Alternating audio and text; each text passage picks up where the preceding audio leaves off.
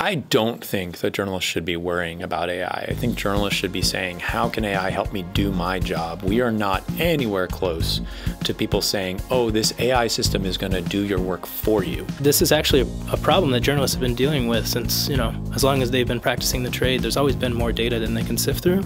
But you just have to know how to ask the right questions to the data, to the records, to get a relevant story. It's not a perfect tool. So it's only supposed to really give you signals for things that you want to investigate further. You certainly do not need to be a software developer or an artificial intelligence developer.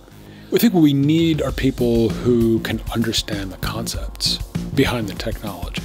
I would say that it will free up more time for knowledge workers to think creatively on solving problems and do what they do best. It's a really good way for us to look at signals within the data. That allows us to take that machine learning technology and to hopefully form a deeper relationship with our readers. Can we make a news story more personally relevant to the user, to the reader, to the watcher, to the listener? And if we can do that, that's what makes people establish trust. The most important thing is to know your user.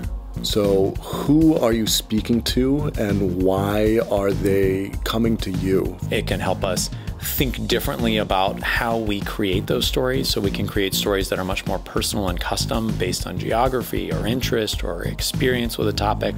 And it can make distribution happen faster and in more varied ways than we ever could do without it. We can ask the same questions of the algorithm that we would ask in a more conventional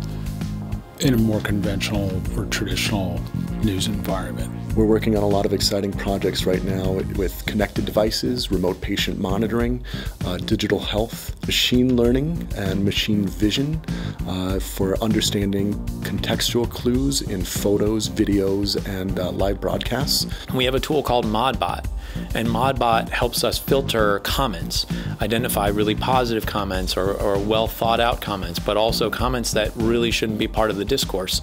And they make people more comfortable having a conversation because some of the worst actors are automatically filtered out, or at least filtered out so that a human can evaluate them. The Journal announced the other week that it's hiring dozens of people in new roles. These roles didn't even exist before. There is no corollary. It's not that no one was thinking about audience up until now, but those roles are much more evolved. The dream is that AI will allow people to free themselves of work that perhaps takes a lot of time and energy so they can do higher level, more complex things. And the thing that journalists have that I don't have is that journalistic training that goes into, okay, cool, I have this set of cool data points.